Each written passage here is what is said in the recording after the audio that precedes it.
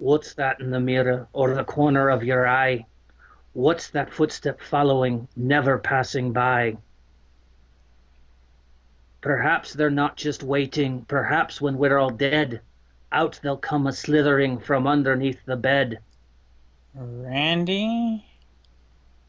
Zagreus sits inside your head. Zagreus lives among the dead. Zagreus sees you in your bed and eats you when you're sleeping. Oh my god. Randy, that's the wrong doctor, you smeghead!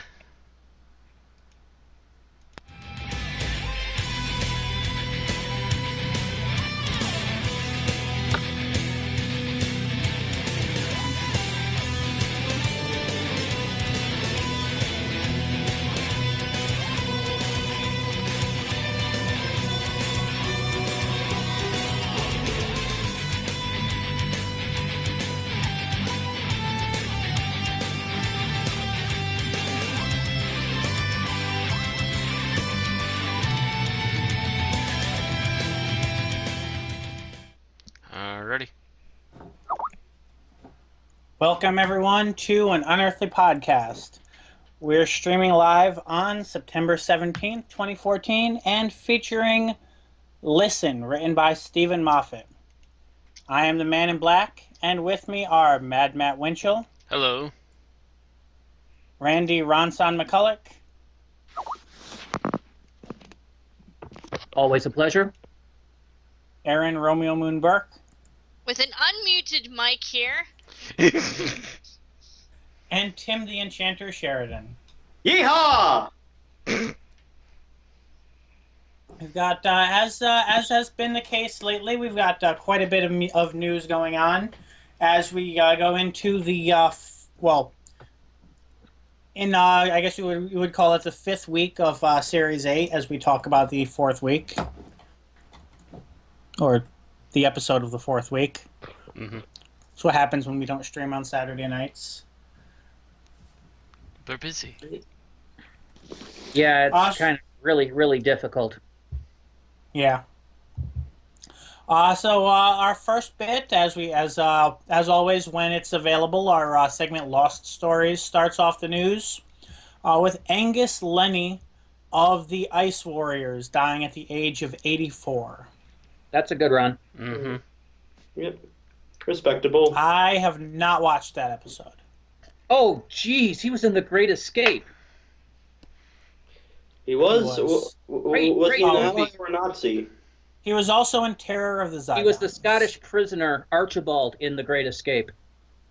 Oh, I love that role. Oh, yeah. Yeah, that was a great role, you know. Well, that means he was on the good side. Yeah. Yeah. I can't remember him right off the top of my head, but I've only seen The Great Escape a few times. I love the movie. Yeah, same here. Yeah. And now my brain has the Great Escape theme going through the head, which is very similar, by the way, to the Colonel Bogey March from Bridge on the River Kwai. Yeah. And occasionally my brain will get the two confused. I have not watched anything that he's been in. Seriously? Bill, we're gonna have to hurt you. I've read about Terror of the Zygons and I've read about the Ice Warriors. I haven't watched them. I haven't watched The Great Escape. I've definitely seen Terror of the Zygons. And yeah, your lack of Tom Baker knowledge means I'm going to have to sit down and basically Clockwork Orange you at some point. Well, like I said, I've read about Terror of the Zygons. I know, Reading is not watching, Bill! No, but he said knowledge. I have knowledge of Terror of the Zygons. You don't have official knowledge. You've only read stuff you've never seen. That was more sinister than I thought it would be. I'm now scared of Matt. Why, thank you. And his I'm not. Although he is making me want to break into my Patriot voice. and his reason for passing was apparently that he has been ill in recent years. So I think we can pretty much call that natural causes. Oh, that's hard to say. Ill in recent years can mean anything. It means he could have had a series of strokes. It means he could have had cancer. True. It doesn't know, but I would like to think if it was they'd be more specific if it were a specific thing, but I don't But know. they don't always. Yeah. As much as we want them to be more Especially specific. again, above 80, they're not necessarily inclined to share a ton of details. Yeah, and it's also how much the family is willing to release too. True. I mean, some people, will die from cancer and they'll have made the big announcement, I have cancer.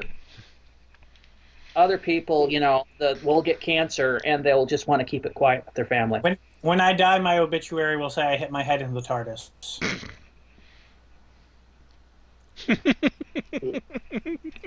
I want my obituary to say he died saving the world. He died trying to save the world and failing. He died doing whatever he does every night, Pinky. And when Matt dies, I want his obituary to say he died as he lived, a total load. I get that reference. I knew you would. Ah, the mole people have cherry curls. For those of you not knowing, that's a reference to Mystery Science Theater 3000, which Matt and I both enjoy. It was a familiar quote to me, but I couldn't place it. I'm not dead yet. Forever and ever, amen.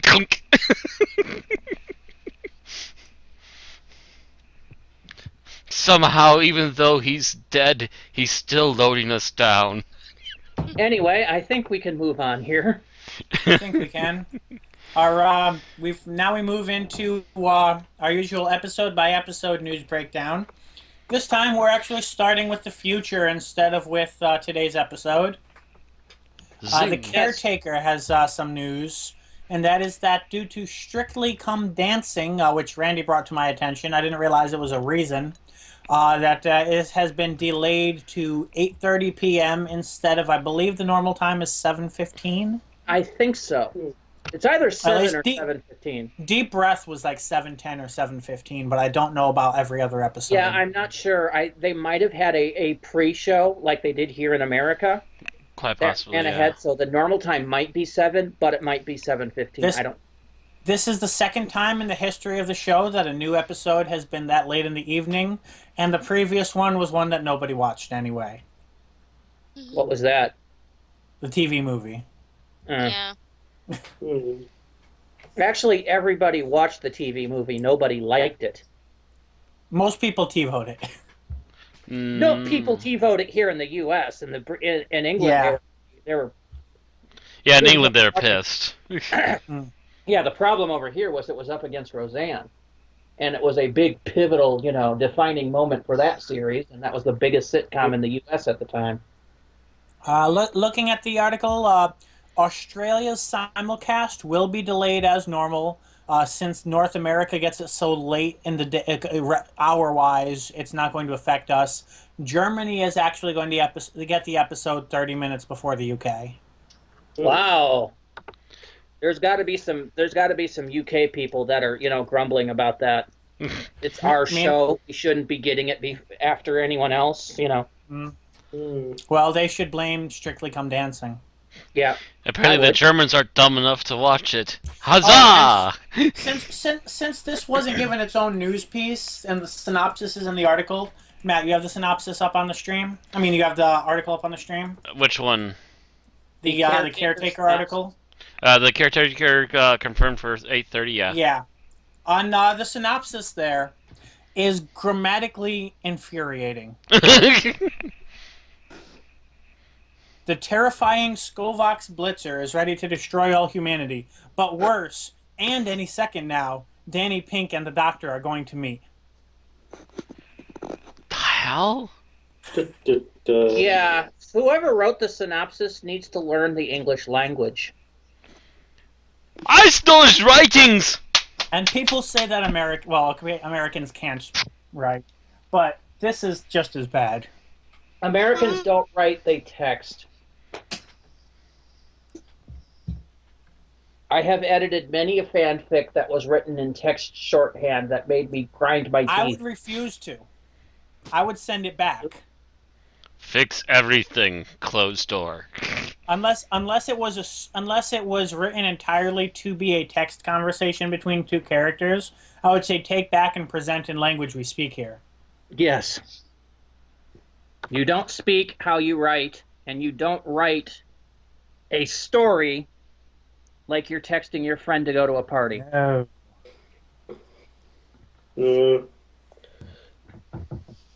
If you can't write any better on that, don't write. All right. So that's. But yeah, I think I'm going to think that this is intended to leave out the word "and," because then it would kind of make sense. Okay.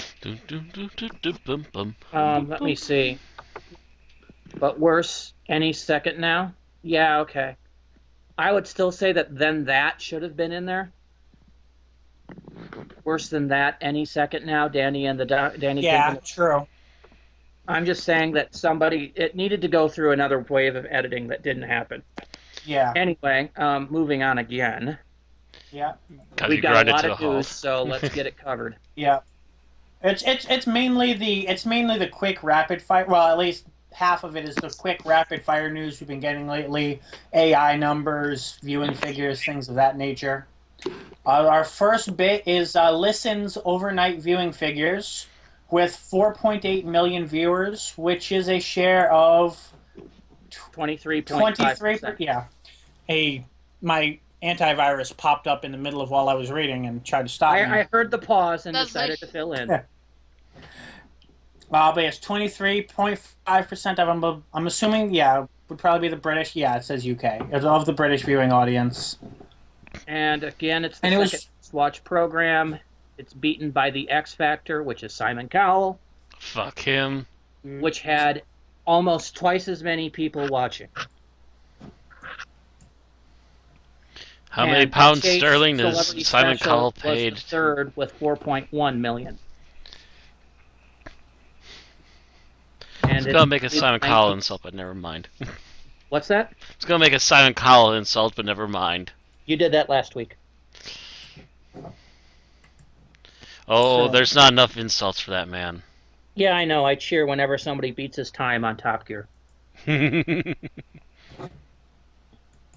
Our next bit of listen information is the AI figures. Thank you, Avast, for closing Firefox while I'm doing the news. But it's Listen had an AI index of 82. Which I think mirrored the 2 episodes previous to it, didn't it? I believe so, yes. I believe Deep Breath had an 84, and the other 2 had an 82. Let's see, what else brought up? It's AIs remember how much the audience enjoyed the program. The score out of 100 is compiled by a specially selected panel of around 5,000 people who go online and rate and comment on programs. So basically, it's Rotten Tomatoes with a limited amount of people. Overall, Doctor Who rated slightly higher with women rather than men and scored the highest within the 16 to 34 age group. It was beaten out by the X Factor in ratings, apparently. Well, at least the people who are rating this aren't stupid. For Sunday. I'd rather watch the bad episode of Doctor Who than watch X Factor. Unless X Factor happens to be an actual drama based on the Marvel thing, but it's not in England. No. Although every time I see that name, my brain goes to a cross between X-Files and Fear Factor. The second I hear it, my brain goes to the X-Men spin-off comic, so... There's no hyphen. It doesn't matter. I hear X Factor, and that's where my brain goes. Yeah. Same. Because that's how it's said. And to top off on our previous, the Sunday repeat viewing of Listen, which you notice was not in part of the overnight figures we had given before, added an extra 1/3 viewers, which was 1.5% of the audience. On a side note, I'm not sure if the 1.5% share might mean that 1.5% of the people who watched to listen watched it on that night, because that might actually be more accurate than the way I said it before. It's kind of ambiguous in the way they phrase it, but I think that's what they mean. All right. We ready to move on here to the Australian overnights? Yep. All right. Listen averaged 661,000 in the 5 major Australian capital cities and was the 12th highest rated program of the day overall in the big cities. These figures do not include the regional and rural viewers or time-shifted viewers. It was the second highest rating drama of the day after Anzac Girls again. And for the first time this series, Doctor Who slipped outside the top 10 national programs as well. So it was low. It was, I think, 9th last time. Yeah, so it slipped down like 4 positions. So Australia's losing its interest. They've been mediocre episodes. I don't blame them. Either that or other shows picked up some viewers. We can't tell. It's still the second highest drama, so it might have been some non-drama shows that got some big ratings. Maybe everybody's watching the news at the moment to see whether Scotland is going to succeed from the UK or not. Don't care. Let me know when they win.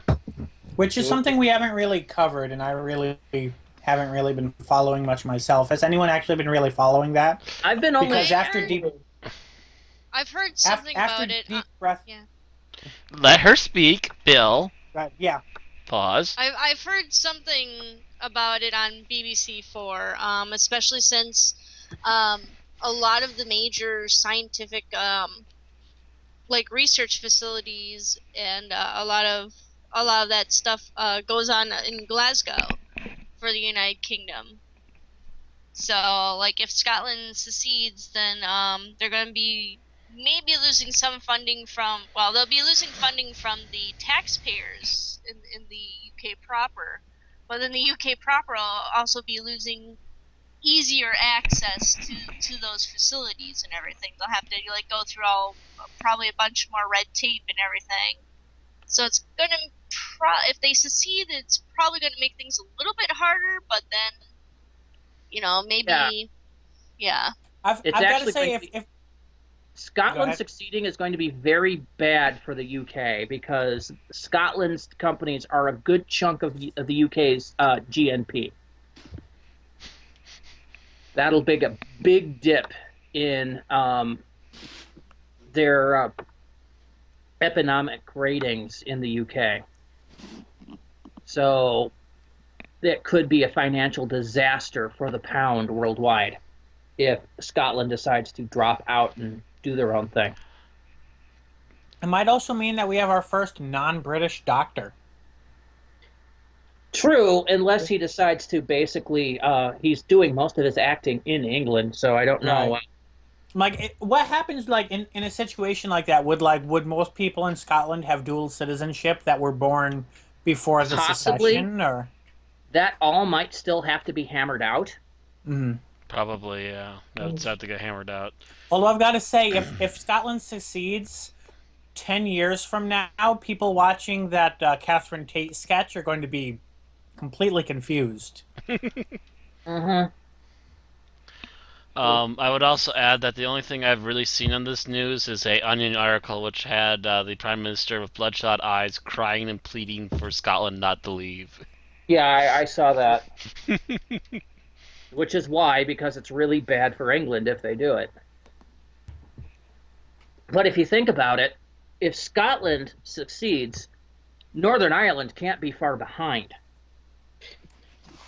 And then you don't have much of a United Kingdom anymore, do you? Because you just got England and Wales. Yep.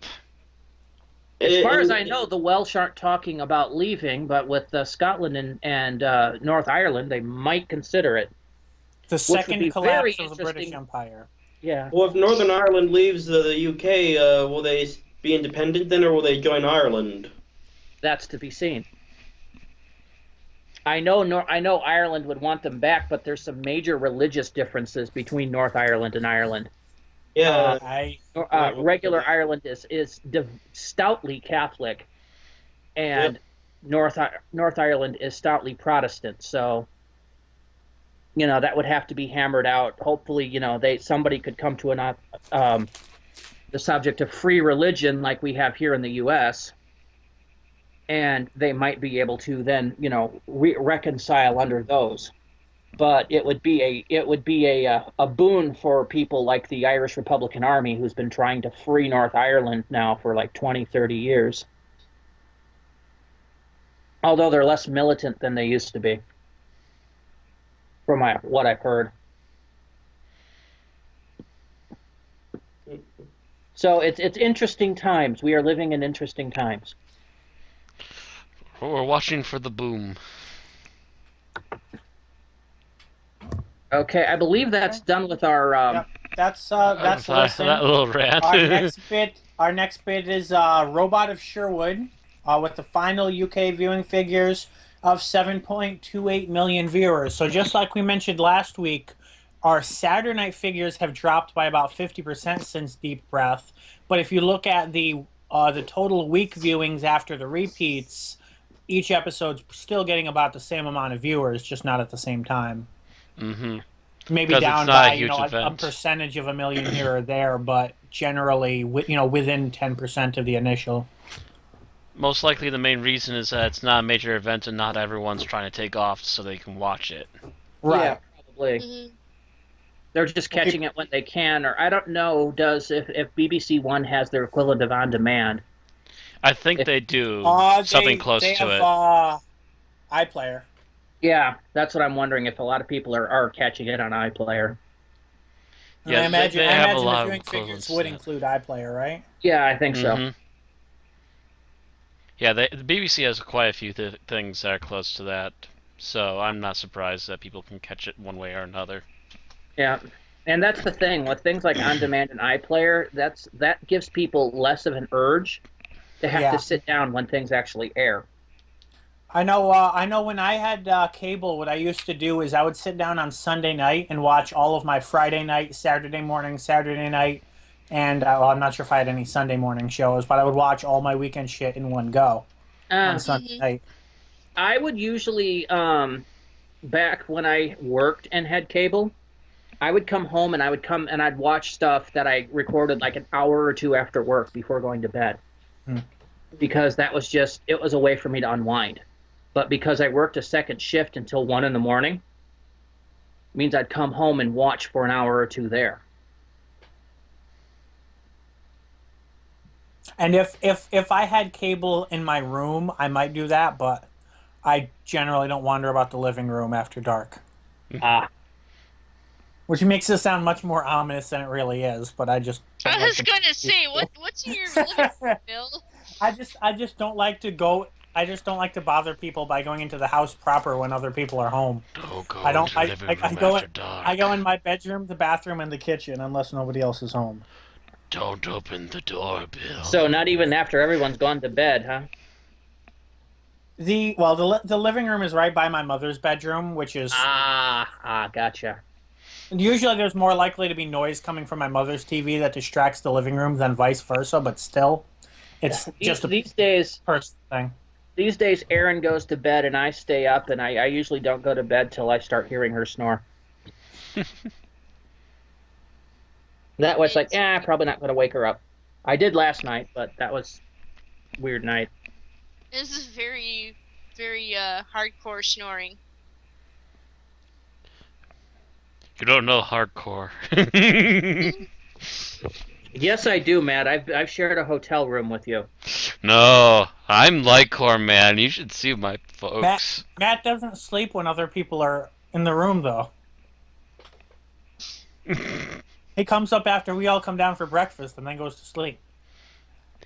I have been in a hotel room where Matt and I have slept at the same time. Wait, you don't sleep? It was either that or it was Mike or Bill. You don't sleep convention weekend either. I didn't sleep at all convention weekend. I tried and I failed. True. I got naps at best. I couldn't tell you if you snore because I don't think you slept. I slept maybe 2 hours that entire weekend, and that was bad for me because I was delusional by the end of the weekend. I noticed I was kind of And out you of it didn't, in the and you footage. couldn't tell. I think because I fell asleep for an hour or two at the airport. I think we all did. I think so. You all passed out for a couple hours and woke up at just the right time again. No, we were waiting for the frickin' cafe to open up so we could grab a bite to eat and some caffeine. Yeah. Okay. Into the Dalek Sideways. is our next bit, and it's another one, 7.29 million, and it was the 9th most watched program on British television for the week. Which one's this? Into the Dalek. Okay. 30.4 of the total TV audience, so almost 1/3. Doctor Who was the 2nd most watched program on BBC television for the week, with The Great British Bake Off topping the chart for BBC One with 10.25 million watching.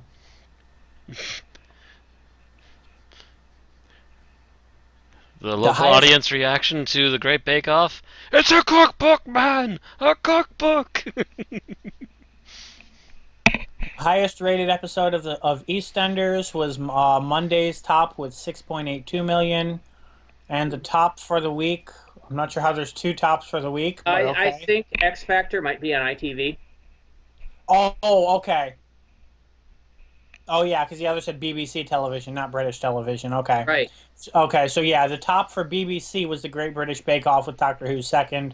The top for all TV in Britain was Saturday's X Factor with 10.6 million. God. It's like the brain damaged people that watch Survivor. I don't get you people. Yeah, it's a global issue. Reality TV is apparently like crack. Yeah. Even my parents were really into it. We used to watch MTV and watch Daria, and now they watch them damn reality televisions. Yeah, we didn't even get Daria in my day. It's a 12-step program for reality TV. In my day, we watched record tapes of better shows and old movies that you couldn't get to see whenever you wanted to. And they were on these weird little plastic things that spun around on wheels.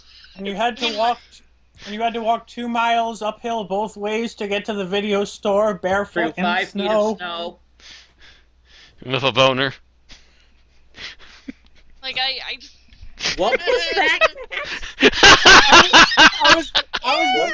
I was going to let Aaron move us away from that visual. Thank you. I'm sorry, my brain went click, and I'm like, "What are you going to the video store to porn?" Bizarre.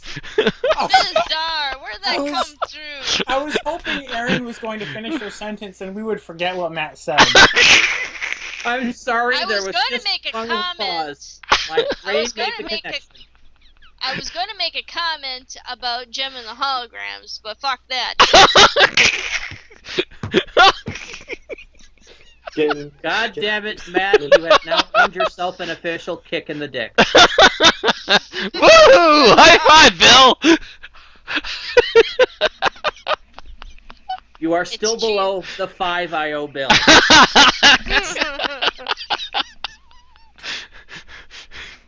Okay. Jeff on him, Lunar Prince for the win. So, I think we're done with Into the Dalek. That's Into the Dalek. Now we go on to Deep Breath, which has 2 bits of news.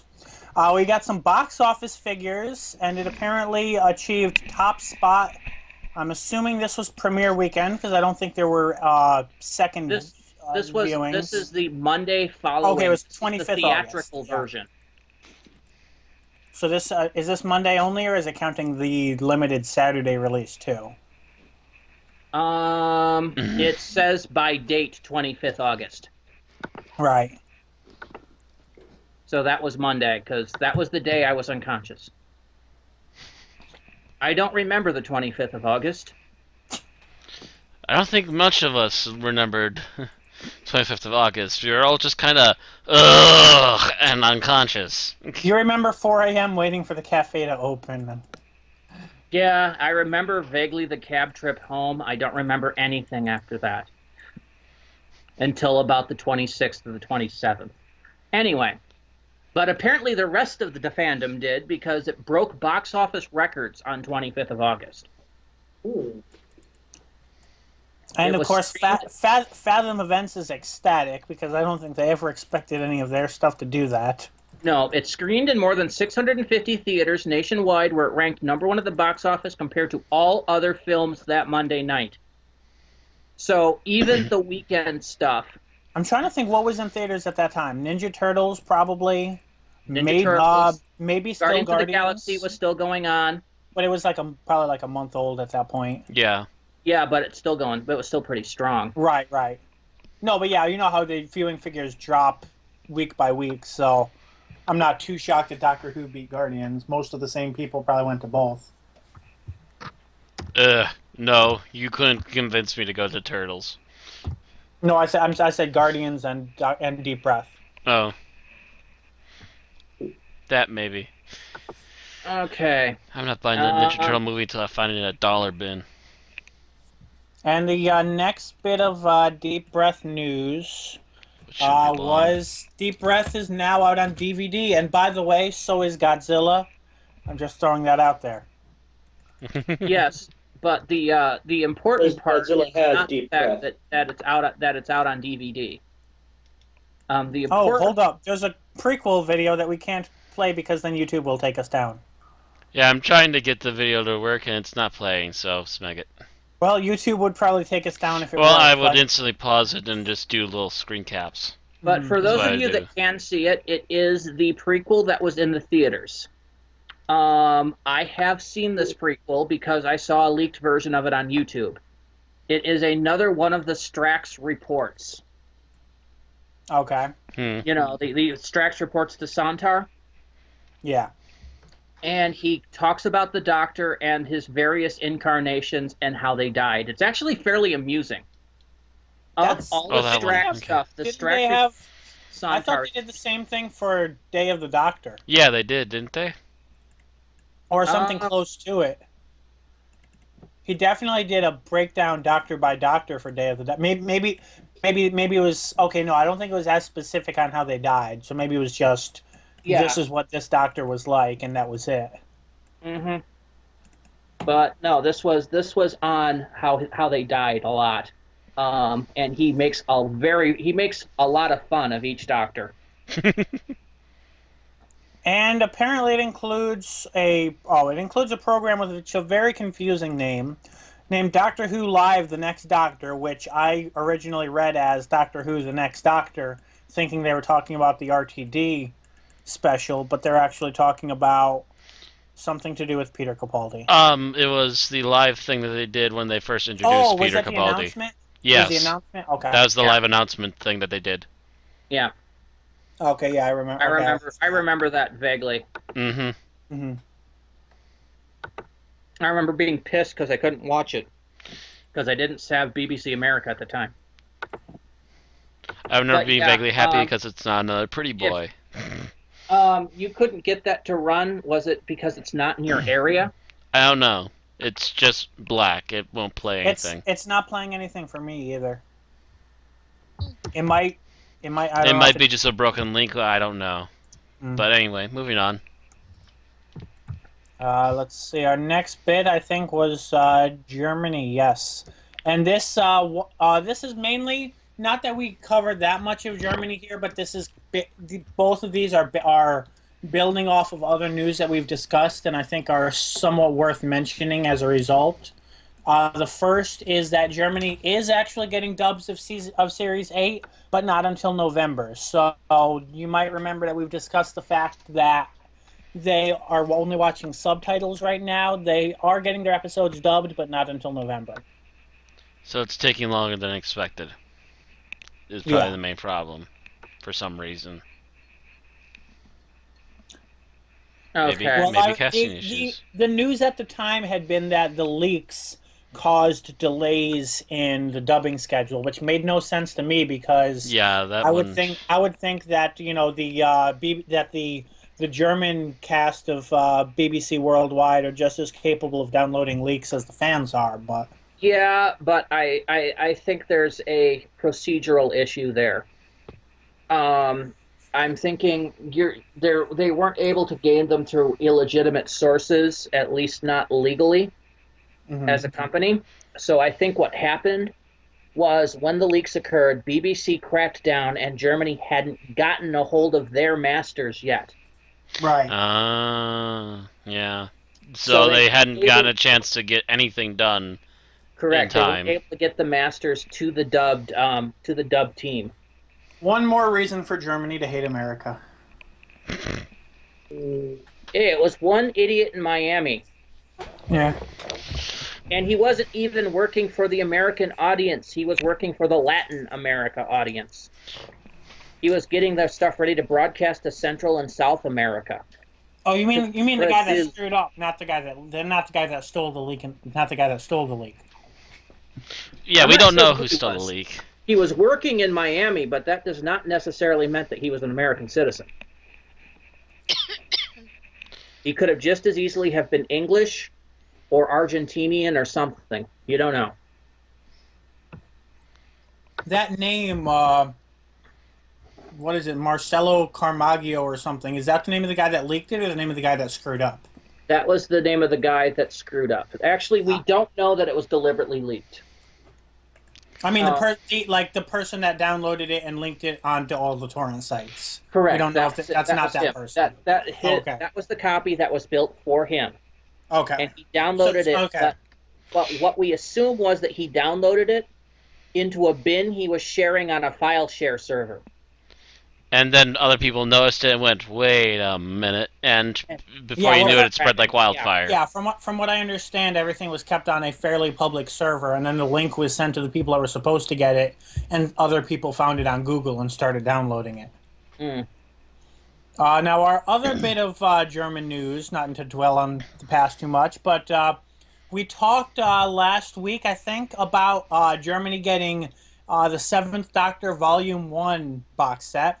Well, they've just announced 7th Doctor Volume 2 and 3, the 5 Doctors, the Twin Dilemma, the 6th Doctor Volume 1, the 6th Doctor, the 6th Doctor Volume 1, the 6th Doctor Volume 2, and Doctor Who the movie. So they announced that the movie has issues because the release date for that is to be announced. Right. To be announced, and that's issues. Because there's some legal. Because so many companies share the rights. Yeah. But still, it was so long before the U.S. got to see a release. That means probably within the next 3 years, Germany will have everything from the Twin Dilemma through Survival in DVD box sets. Yes. Why can't we get this? I'm really hoping that we do. Somebody really needs to get their box set DVDs together. And BBC. then I would like to see it go backwards to get all of the 5th Doctor stuff, all of the 4th Doctor stuff, all of the 3rd Doctor stuff. I can understand why they don't want to do the 2nd Doctor. Although they could probably do him in one box set. There's so much missing. Now, it's of note that this is not an international distributor. It's not the BBC doing this. It's their German license holder, Panda Storm Pictures. So that's why they're the only ones getting it. They're the only ones whose license holder came up with it. Who in Germany came up with the name Panda Storm? That sounds adorable. I'm wondering if their original name that they planned to do was Panzer Storm, but somebody decided that was a little too Nazi. I just can't think about that. Panda Storm is Genma's secret finishing move. Yeah. It doesn't help that Aaron and I watched the Kung Fu Panda 2 the other night. Last night, as a matter of fact. I want to play Pandaria. Good luck with that. You play that all by yourself. Alright. I'm not paying for that. And I think that gives us on to another box set, if I remember the news order properly. It does not. Oh, yes, it does. Yes, it does. Our next news, and this is one that America is probably getting because this is a UK box set, which means that they'll probably do something for us, because they usually do, I think. Usually. And that is the David Tennant Years box set. And I don't really care. You know why I don't care? You have all the seasons on DVD on Blu-ray? Because they released that massive series 1 through 6 or 7, whatever it was, Blu-ray set. You mean the that big Christmas? Oh, you're right. Yeah. So all we're getting is a DVD repeat of a section of that set. True. True. And this is going to be like the third variation of all those seasons, which means that the original box sets are even going to be more cheaper, which means I can finally freaking afford them. Oh wait. Oh, this is a box set that apparently was already released in North America in 2011. Don't! I did not realize that. Bill! Gonna hurt you. Well, it's at the bottom of the news. So, yeah. Okay, so I never don't mind. really It's see not the going to point be of something this that's one. going to affect the U.S. I don't really see the point of this one. Like I said, they've already released everything on Blu-ray. If they're going to focus on something, focus on releasing the classic stuff in chunks. I'm kind of wondering if they're essentially, taking something that worked in America and releasing it in Britain to see, okay, we know what all of New Who sells like. Now, what if you take one doctor that's a popular doctor and sell it to the audience? What will happen? And then maybe they'll do that with some of the 80s or 70s doctors. Could you imagine trying to release the complete Tom Baker? Tom Baker. They would need the DVD sleeves to be thinner than most thin DVDs, and it would still be the size of a Bible. It comes with a complimentary DVD binder. It comes with complimentary feet, so you can use it as a freaking coffee table. I'd buy that. Just put your drinks on the Tom Baker Years there. And it also comes with its own little secret please, that's compartment value. with a sonic screwdriver inside of it. It comes with a jelly baby holder. Now, if it actually came with Jelly Babies, I would buy that just for the Jelly Babies. I don't know, because I've heard the horror stories about people buying gummy bears off of eBay, and after hearing that, I no longer want to buy Jelly Babies off the internet. I've only seen Jelly Babies available here twice. There used to be a British confectionery store down by our local Actually, now that I think about it, we have a British, just a general British store that sells British imported goods. Yeah, check for Jelly Babies there, man. Jelly Babies. Yeah. Dude, you should be checking there already by now. Yeah, and I don't have a car, so I don't really get around much. The only other place I ever saw Jelly Babies was back in the day when PBS aired Doctor Who, and they would go for pledge breaks. You pledged a certain level, and they sent you this ginormous tin of Jelly Babies. Oh. I think it was at the $45 level or something.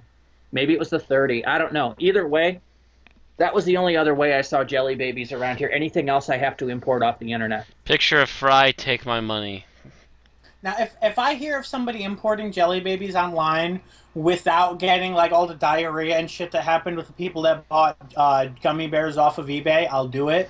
But after reading the stories of that, don't even buy them off of eBay. Are you crazy? Oh, you're saying the gummy bears in general. All I know is it happened to someone who bought it off the internet, which probably had to do with the fact that you're shipping something and it's cooking in its packaging. So I'm not even blaming eBay. I'm blaming the fact that it's getting shipped, unless I have reason to think otherwise. I'm sorry. Just the fact that it came from eBay or something like that means that there's all kinds of worlds of problems there. Nothing outside of action figures. I don't trust anything I buy off of eBay to be that good. There are several websites that specialize in actual food, in British imported food and drink. And I would trust those probably the most. Yes. And that's where I would look for Jelly Babies online. I wouldn't go to... I'm not even sure about trusting Amazon. I definitely wouldn't trust eBay. Amazon should be more or less okay. Should be, but you're never sure, though, either. Depends on where you get them from. Anyway. Way off topic. Our Jelly Babies are not off of Doctor Who topic. But our next bit of news is the Guinness World Record holder for the largest Doctor Who collection. Now, the fact that this is a category in Guinness is kind of telling on its own. Who was this? Ian O'Brien, whose collection comprises 1,573 items as of 6 September 2014, with more added since that date. And that was Jesus. 11 days ago, so he probably has a subscription to Big Finish. He is apparently, and they got to be easier to get that kind of thing in England than it is here. Yeah. True. Because you can, If I it's had probably a easier to like walk into the British version of Target and walk out with a bag of swag. Yeah. But yeah, it's got. Look, hand me that swag and put it in a bag. I'm going to walk out of here with it. Here's my money. Take it. Good day. I think for a Doctor Who collection, you pay with Jelly Babies. I was gonna say it could be done. They do sell those movie packs in like 50 movies in one pack. It can be done to do the whole Tom Baker thing. True. But yeah, but no, because people would want special features and... I certainly want my special features, damn it. Oh, you could still do it that way, yeah. But yeah, you're not It going to would get the be whole fancy thing unless it schmancy. gets really big. If you pre-order, it comes with a bacon sandwich, but that's only for pre-orders.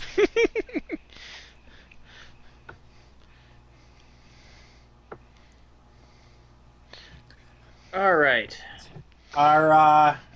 And after Guinness, we've got acting courses based on Doctor Who. This is a bit more of Australian news.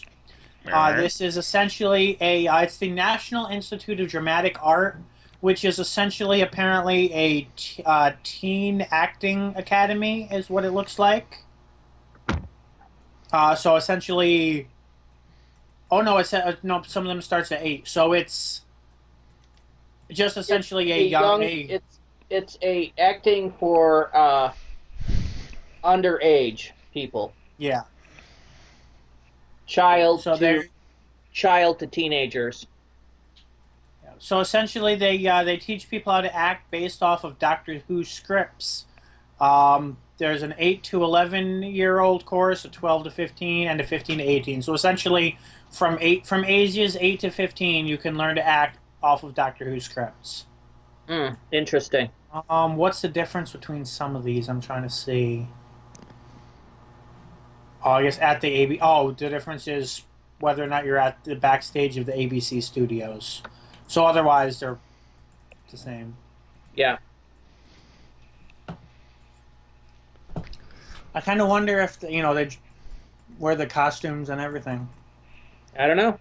Maybe if you're at the ABC, they do. I guess they probably would if you're at a National Institute of Dramatic Art and you do a show at the end of the year for family and friends. I imagine they do have costumes.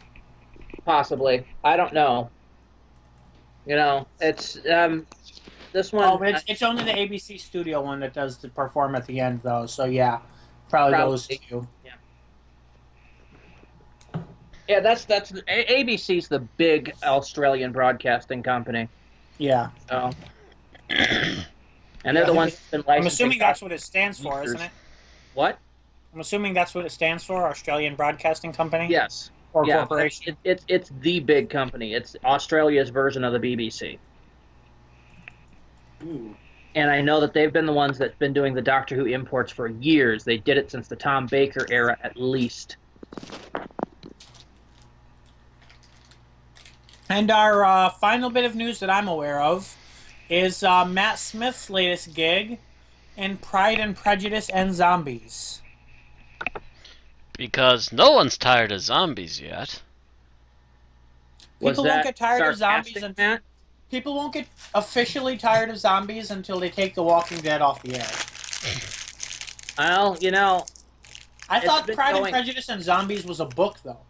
It is. Not that they were making, I guess, a television show of it. Is it a television show or is it a movie? They say a 4-season stint. Oh, no, never mind. That said Matt Smith completed a 4-season stint. Yeah. You're not paying attention. It is a movie. Okay. I read the sentence wrong. Yeah, it is a movie that's coming out apparently in 2015. So that means they're shooting. You know now. what this is? This got greenlit when Abraham Lincoln Vampire Hunter got popular. Yeah, but it's also been in Vertigo on and off frequently. Yeah, because like the book came out a while ago. Yeah. Zombie horror movies and zombie comedy movies have been relatively popular for a while. Zombie comedy in particular, since Shaun of the Dead, was a since smash Return hit. of the Living Dead. Well, was that a comedy? That was technically a comedy. Yes, it was a dark Yeah. comedy from the 80s. And Anybody the entire else series was technically a besides me comedy. ever actually seen Shaun of the Dead? I've seen Shaun. I haven't seen Yep, Shaun. I have. I've seen Hot Fuzz. I've seen Shaun of the Hot Fuzz, and I caught the end of World Ends. So did I. World's End, yep. I caught the very end of World's End at one point. Very weird movie.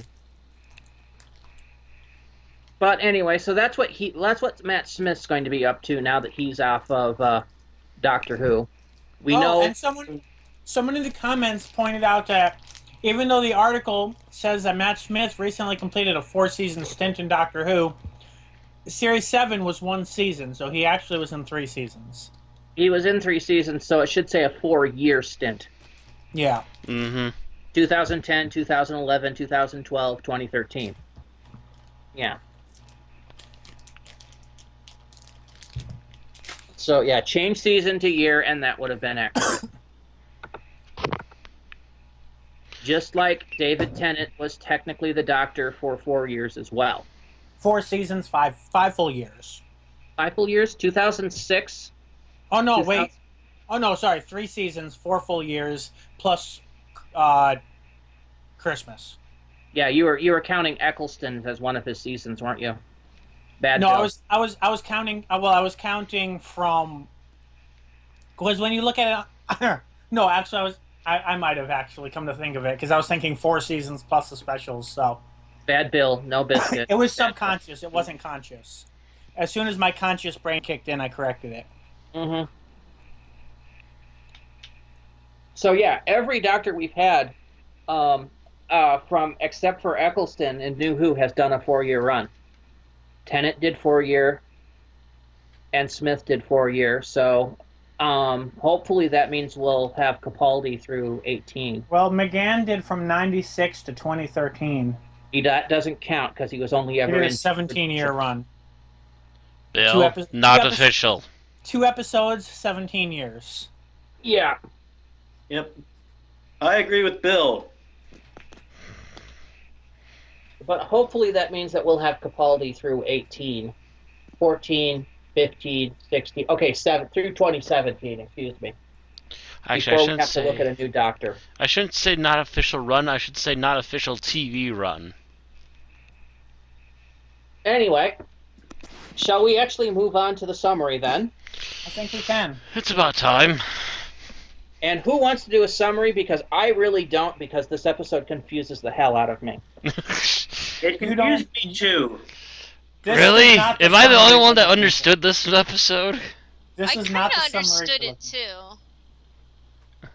I understood it in the way that I understand when I look at my desk and there's crap all over the place. Oh god. So it's technically me and Aaron then. Yep. Because apparently we're the only forward thinkers here for this show. We have the cerebral minds for this. Really quick there, Matt. Well, it seems like certain plots or certain ways plots are done confuse you guys where I'm sitting here going, what?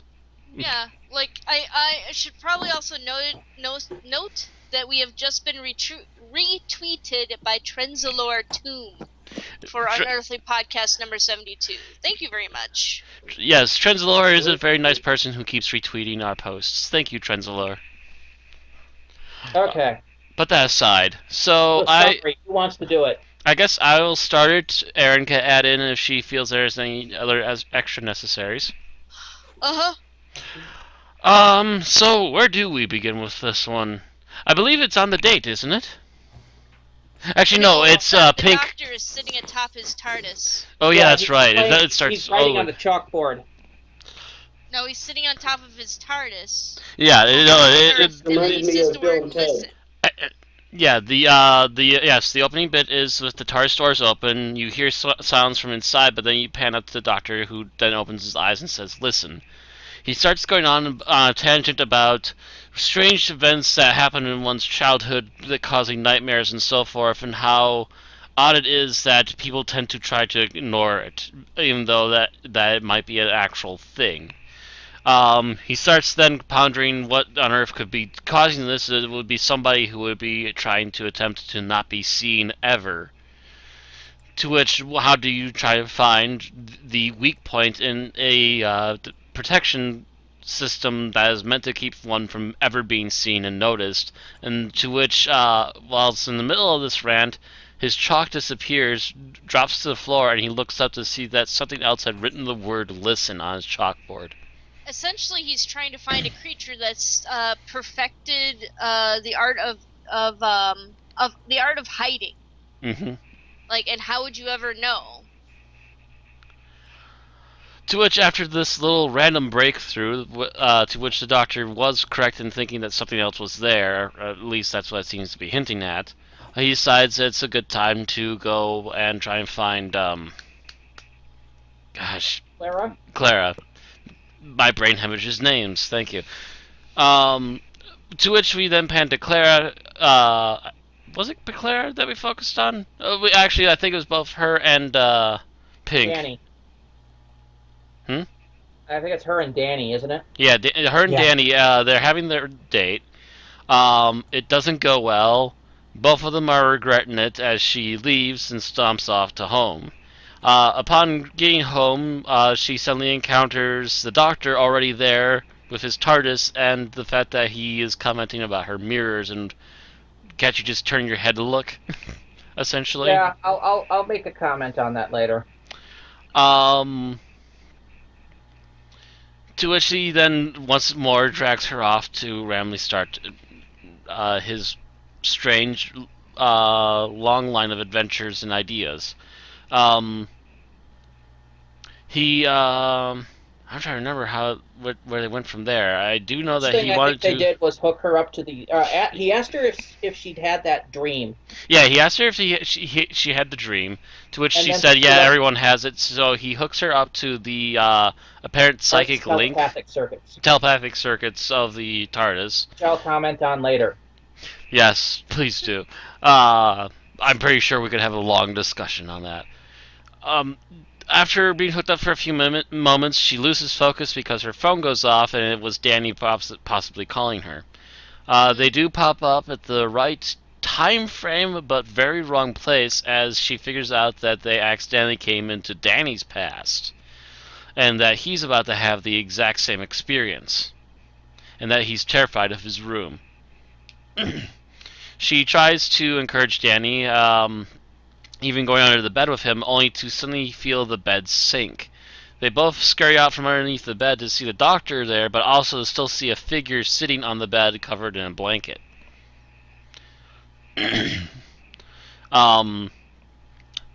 Also, briefly before this, something that needs to be touched on is that she also went through a few figurines and stuff that Danny had, and he had a soldier that had a gun broken off and missing.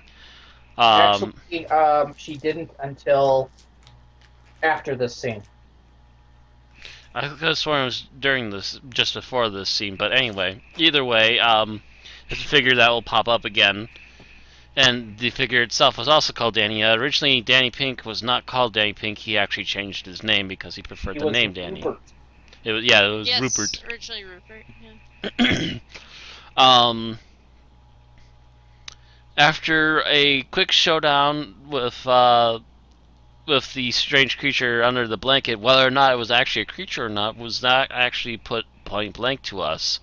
We get the idea that it might have been a creature, but we are not given a for sure on that.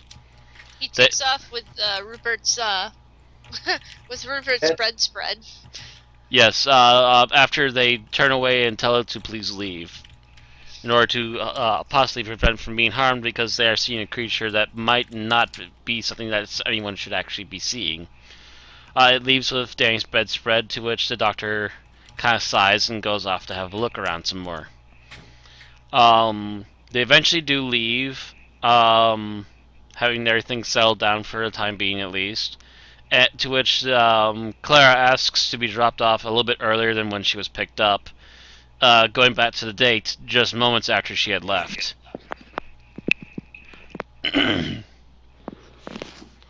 Upon further talks with Danny, things accidentally came up that happened recently in her visit to the past, and it came off as really awkward and pissed off Danny, who then proceeded to walk off while Clara was also noticing a figure in a orange spacesuit coming out of the back kitchen.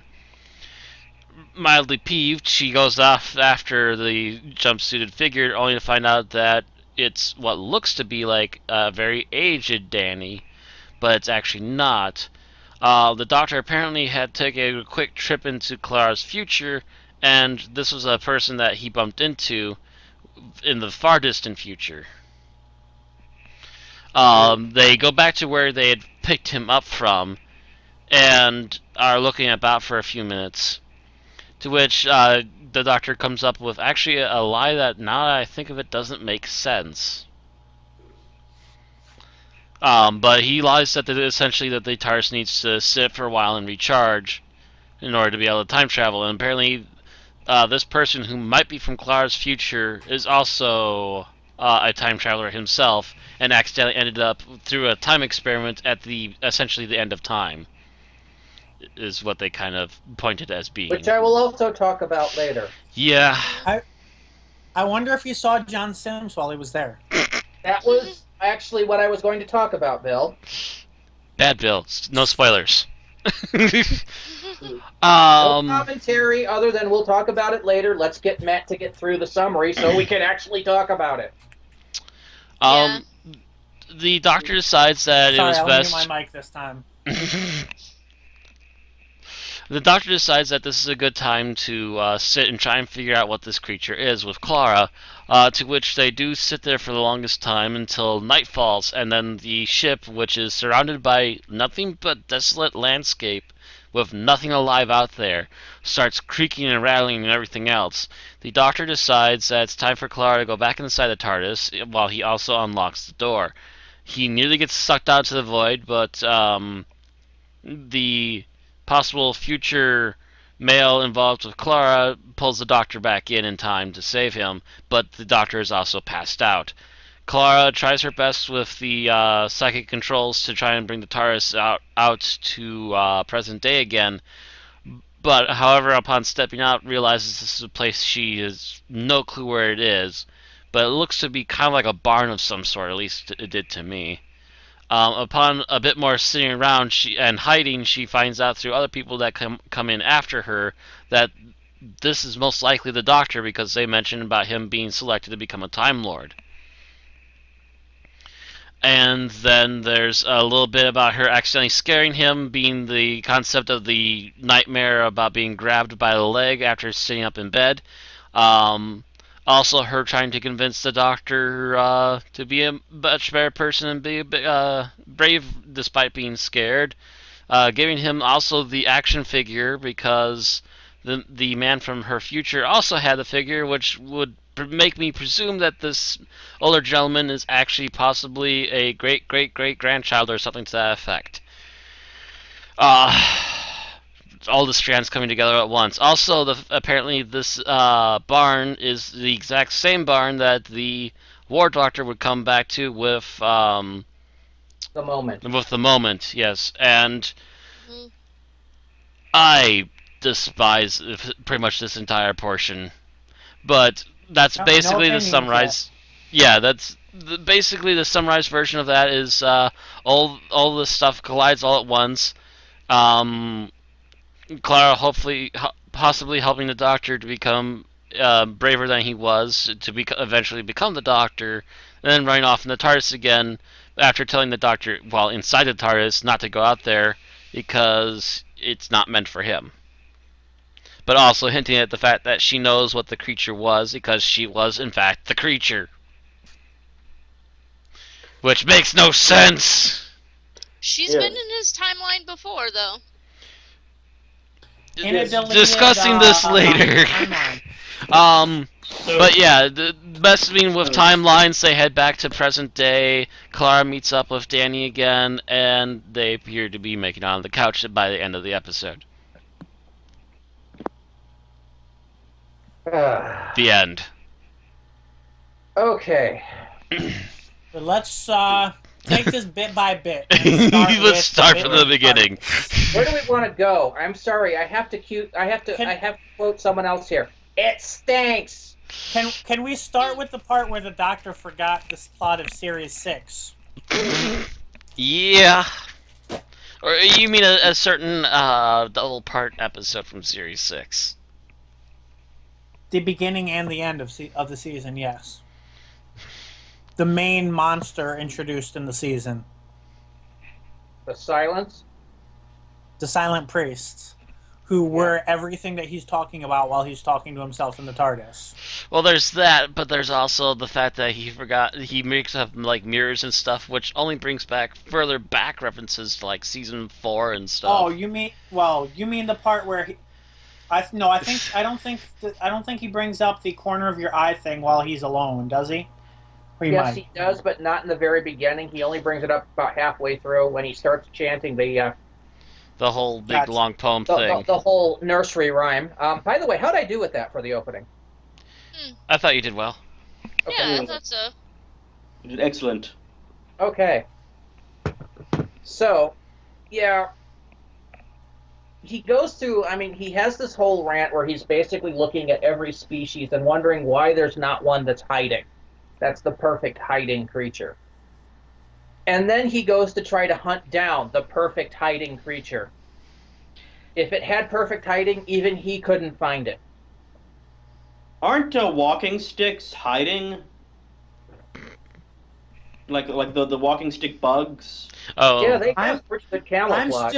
I'm still going off of the fact that, he found the perfect hiding creature to the point where they made even where they started even making the camera people forget about them by the end of The Impossible Astronaut.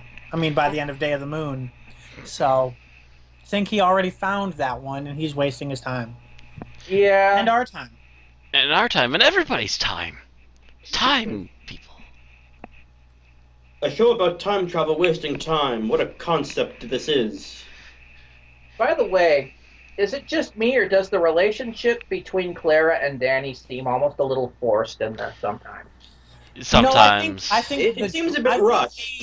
The drama seems forced. Yeah. Yeah, the drama seems really forced. Like that whole I don't do weird thing, although that's jumping a little forward in the episode, but that whole line of conversation just seemed odd. Well, I think her conversations with Danny are kind of stilted and not very. They're kind of not right sounding. Which we can mostly blame Moffat because he's the main writer. You would think he's writing a heterosexual relationship. Yeah, you would think that a married man would know how to write a couple, but he doesn't, and this proves it.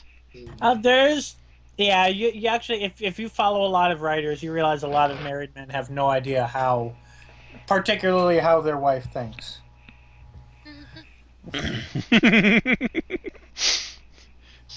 With an affirmative from the only female in the podcast.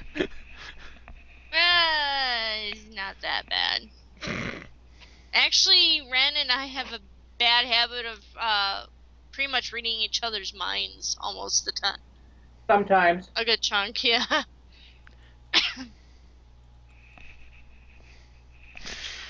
So, do we have anything else about the part where the Doctor is alone in the TARDIS then, or? It was probably one of the better bits, for the most part. Well, yeah, I was more or less okay with what was going on up until the Gallifrey scene, so I was okay with the... See, I started being annoyed at this, reading the script of this, before even seeing the visuals, I started getting annoyed when he started talking about the perfect hiding thing. Like, hello, he's already faced this monster. He's Well, found the perfect he's not talking hider. about something that can be forgotten. He's talking about something that will never be seen. Well, you realize that he probably has forgotten the silence because he's not wearing a memory thing for them. That's true too. But oh, I guess when you regenerate, you might burn away like wrist drives and shit like that. So yeah, for the silence silence, still they're out of around? sight, out of mind. Technically, the silence are everywhere, Aaron. They are also time travelers. Yeah. True. So that brings us on to the first the first Clara and Danny scene, which we've already started going on with. The beginning of this, like the first scene with them before she comes back, I don't think is as bad as the second one. It seems Yeah. at least a little bit more natural. That's really kind of forced. It kind of makes sense. She knows this a little bit about him. She tries to probe by making a joke.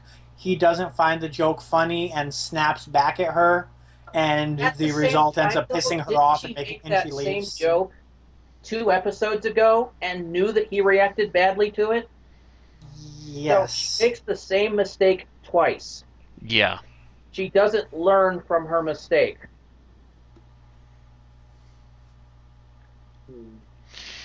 That is kind of a scratch against her in that respect. Yeah, she keeps trying to make light of things that she really shouldn't be making light of in front of him, and it's pissing both of them off in the end for it. And the people watching.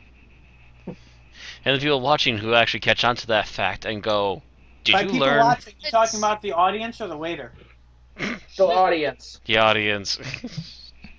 Again, it's just not a very natural. The conversations just don't seem very natural at all. I don't like the bickering about, well, don't worry about water, he'll dig for it. Like, I know plenty of couples that would have that. Oh yeah, Oh, that yeah. response was good. That was a good pissy response. Mm-hmm. Yeah, again, this is still part of the first conversation, and that one turned out, as far as I'm concerned, in the long run, that one ran more or less smoothly. It's the ones after that that just kind of go mental. Well, at the same point, Danny's reaction to her killing joke, the killing joke, I think was a little over the top for somebody who has this as a sensitive issues. I think, if it was me, I would have gone don't joke about that, please, and moved on. Like the way his response was when like he immediately went to the Wells thing, I think it's more like it's something that like if you know like his students have brought that shit up, his peers have brought that shit up. So I think it's just something that's been building on it. Finally he's in a place where he's he's on a date, he's relatively he's not at work, so he's in a place where he's relatively supposed to relax. And this thing gets brought up again, and it's just the breaking point, and he says what's on his mind. That has been repressed for however many weeks he's been at the school by this point. Yeah, I still think it was a little over the top. Yeah, I still think it was still a bit much. But a lot of people are over the top, so I can take that with Sylvester Stallone was over the top. I get that reference. Great. I'm glad someone did. I liked that movie as a kid. I think it was one of those few movies I could watch at the time.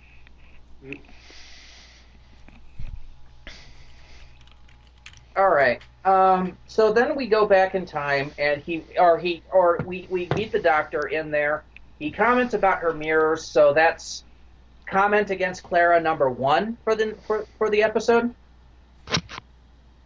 I think so. What does that make, like number 3 dozen for the season? I don't know. I actually want to go through and I want to get a count going. Because apparently they're not going to drop this. Apparently the doctor is going to insult Clara's looks at every go he can. Really kind of does sound like the Sixth Doctor, doesn't it? Yeah, it's like the 5th episode or the 4th episode, depending on how you look at it. I'm already sick of this. Yeah, the only thing that's missing is the strangulation. Jesus. Mm-hmm. Anyway, so And then the he giant moves slugs. to the telepathic circuits. This is the first time we've heard of the telepathic circuits, isn't Is it? it? Well, other than the TARDIS translating for you telepathically. True. But this is the first time they've tried to steer the TARDIS by telepathy. My question to the regarding on screen anyway. I'm like, I know I've heard of it Yeah. in Big Finish, but we're trying not to delve too deeply into that. Mm-hmm. Yeah. If the TARDIS has always had telepathic circuits... Hold up, wait, didn't Tegan use telepathic circuits to fly? No. No. I thought No. she flew, but the TARDIS was the one doing the flying. No, it was something Adric had already entered in while under mind Oh, control so by the it's part of Master, the so that Master. automatically Okay. went where it was supposed to Got go you. anyway. So that was one of the and things. she is reading the instructions in the index file, which technically didn't exist. Oh yeah, okay, yeah. So that would have been that was Castrovalva then. Yes. I thought it might have happened again from the way it was brought up. No. Okay. Anyway, yeah, my question goes back to this. If the TARDIS has always had telepathic circuits, why hasn't the Doctor used them when he was really trying to get to a certain location? Good question.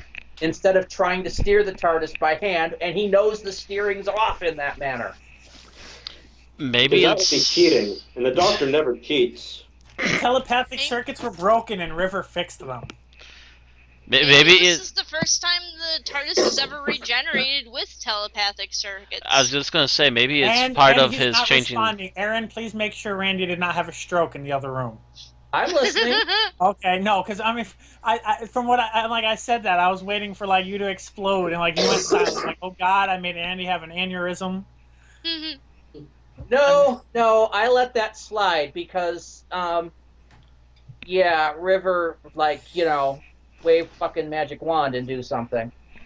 Because But like no, the doors have opened without him having to use a key. yes, We know they can, and we know that it doesn't. but in only ever necessarily- in episodes written by Moffat. True. And we do know that it doesn't necessarily have to make that sound. Again, only in episodes written by Moffat. Well, guess what? Moffat's the showrunner. Moffat. Fuck Moffat. You'd almost think that he's the Moffat's a showrunner. jackass.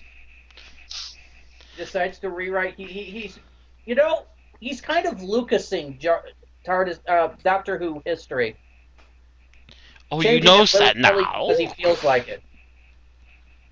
You're all noticing this now, Randy? No, I'm just making this comment now. Because I noticed this a long time He and ago. George Lucas and Steven Spielberg should all get together and remaster everything they've either done. Doctor Who might actually be better with Ewoks. I think he remastered some stuff too, but he was a little more subtle about it. Yeah, he didn't come at it with Billy Club. Yeah, he just kind of did basic redesigns of the console and stuff like that. Well, basic redesigns of the console are fine. Yeah, I that's mean, nothing really Take new. a look in at Doctor Who. the console introduced in the Five Doctors. The controls on there look nothing like the classic console we'd seen from previous seasons. Yeah, has the randomizer always been a factor? The randomizer was only The a randomizer factor. was a one-season thing. Yeah, it was a Yeah. one-season Okay. thing with the Fourth Doctor. Yeah. Okay. I keep making myself think it was 2 or 3 seasons, but it was only the one. Because Yep. wasn't that the thing that kind of prevented them from bringing Tegan back? No. No, that Really? was poor driving. That was poor driving. Okay. Yeah, What? apparently 5 had more issues driving the TARDIS than 4. Okay. Although Apparently, regeneration it's been noticed. the ability to drive. Yeah, it's been noticed from time to time that often when the Doctor first regenerates, he largely loses, or you could say he loses his ability to drive. I think it's more his brainwave patterns are no longer synced to the TARDIS as much as they were right before the regeneration, so he has to start again from scratch. And Yes, he's kind but of for at the odds 5th with the Doctor, TARDIS. this took the majority of 2 seasons. Okay, so what other parts of the TARDIS have been introduced since the series first started? Like you even including Classic Who. I mean, we know that the randomizer was introduced in the Fourth Doctor era during one of his seasons. Also, the Are cloister there bell. any other parts that have been introduced? The quick return button. Yes. The cloister bell was That- also introduced during the Fourth Doctor. The Okay. Hads. The secondary console room. Yeah. Mm-hmm. So it's not inconceivable that, this part is just something that's it's either, well, it's hard to imagine that existed before, but all of a sudden it just suddenly appears in this regeneration of the TARDIS. Yeah. It is possible. No, yeah, I think it's, if anything, it's more related to, it's part of the whole Time Lord thing. It's part of how the Doctor syncs with the TARDIS that would otherwise be nearly impossible, be completely impossible to drive, and it's intended for Time Lord use only. And here he turns off the safeguards to have this human drive it, and I think that actually, yeah, it did happen, and I just remembered it's an episode that didn't happen, so I'm not mentioning that. But I would also say that the Doctor has been obviously very much during his free time tinkering with the TARDIS itself. He already changed the lights.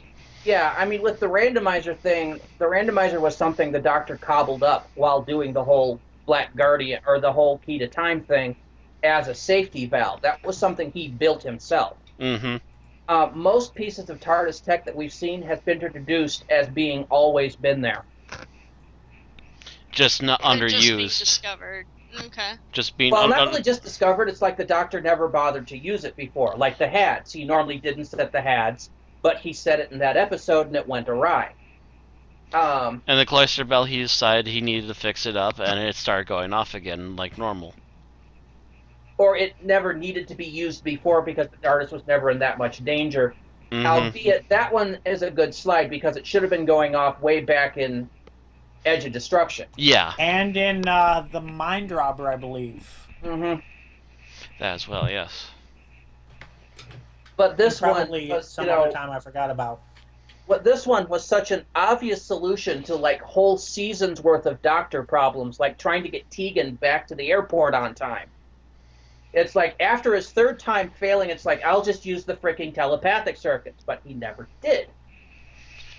But again, we've also been seeing that he's been adding and rearranging stuff in there, so I'm not entirely surprised if he came up with something for an idea. I think it's sort of tied into Parting of the Ways and such, where if you completely turn off the safeguards, there's a big risk of either, losing your mind in the TARDIS or something equally disastrous happening.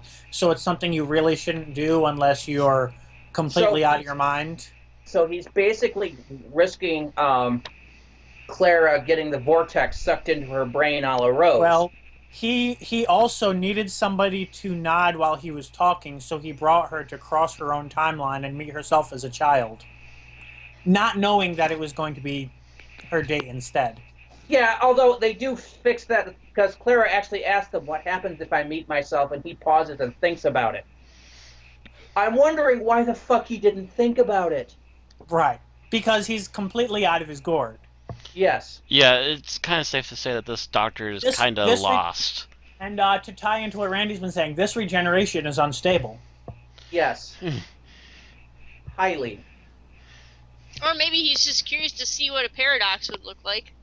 A big bang. He was there at Father's Day. He was there at Father's Day. He was there when the Brigadier met the Brigadier. He's seen what a paradox and looks here's like. the hint. There was a huge explosion. Maybe there's some part of him who wants to have a paradox happen. Unless he wants to see if the Time Lords would come back, but I don't know. Unless he's turning evil slowly. So help me if you say the V word, Aaron. Again. I'll remind you I know where you're ticklish. Not everywhere. Oh, no, he threatens her with tickles. The rest of us get kicks to the nuts, huh? I'm dating her. She can kick him back. In the middle of the night while he sleeps.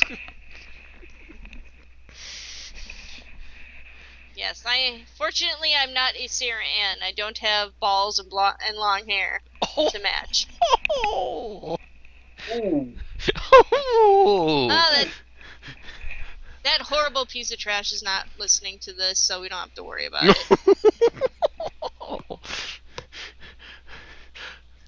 Shot to the heart. Kiss. Apologies to anybody else out there named Sarah Ann who may be listening whom we are not talking about. We are sorry, but there's a particular Sarah Ann that is giving you a bad name. Are we moving into the Rupert scene now? I didn't mind the Rupert scene. I liked it. It's one of those scenes where the context really defines it, and if the context was that there was some sort of monster, I think it would be stronger than the context being what the context actually turned out to be. Which is a huge maybe. That it was no. The context by the end of the episode was that it was just apparently a friend of Rupert's with a sheet over his head, trying to scare him. That was all in the doctor's head. Yeah, because everything was basically the doctor imagining it. By the way, Matt, I don't know if you saw it, but I Skyped you an image for this scene for the stream. Oh, let's see here. I know you're in Do Not Disturb, so I figured I'd let you know. It was about 20 minutes ago. Wait, what? I'm not sure if I got the right thing. It's in the private window. I just sent you an image. Oh, in private. That I had pulled off of Facebook. Yeah. Yeah, totally long link. I wasn't sure if you'd see it without me bringing it up. That's why I mentioned it. Well, I might as well share it in the group chat now that we're actually talking about it. But here's what I sent him for the stream, if it'll paste properly.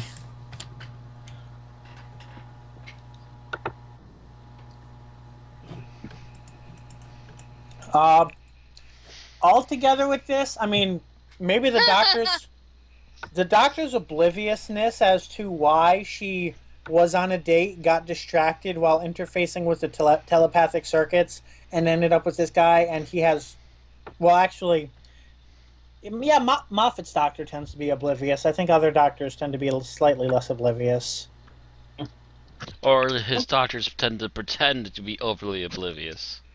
Yes, sometimes I think this new doctor is heavy on obfuscating stupidity.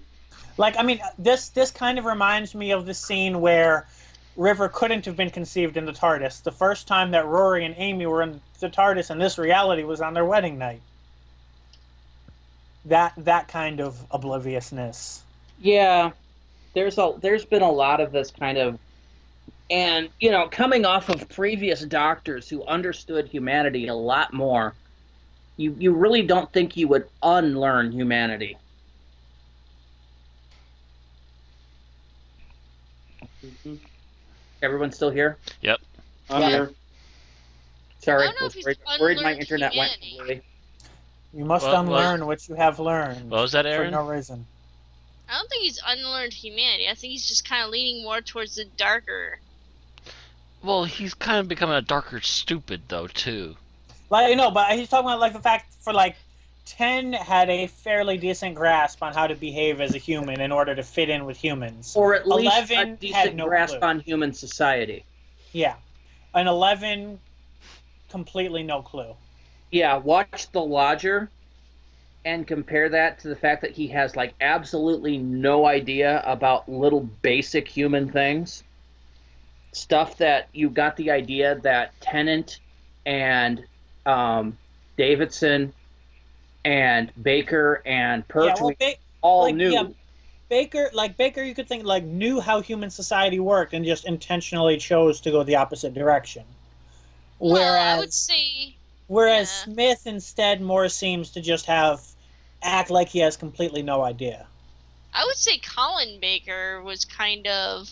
Colin Baker was an unstable regeneration. Yeah. All around. For most Colin of his Baker run. and a little bit of Sylvester McCoy. At first. Sylvester and then he McCoy stabilized. Sylvester McCoy knew anything and everything. The only thing he needed was to walk around saying, "I'm Batman." I'm Batman, don't you know? I'm in the movie. God. God damn you, Bill. No. My brain went completely and totally, utterly sideways on that. If you've known anything on my comments on who I compare to Batman, and that was the main character from CSI Miami, Horatio Caine. So now I'm imagining his actor as the Doctor. It's wrong on so many levels. So you flipped what I said then. Mm-hmm.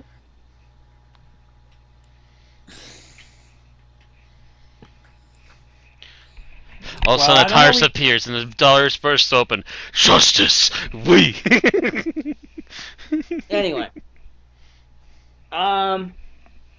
yeah, the Doctor's general cluelessness that's been through ever since Moffat took over on basic human function and traditions is just something that has been a level of annoyance to me. What did you guys think of the Doctor with one eye open? Close your eyes, don't look. As he's looking with one eye, trying to look like he's not looking. Yeah, he's obviously trying to peek.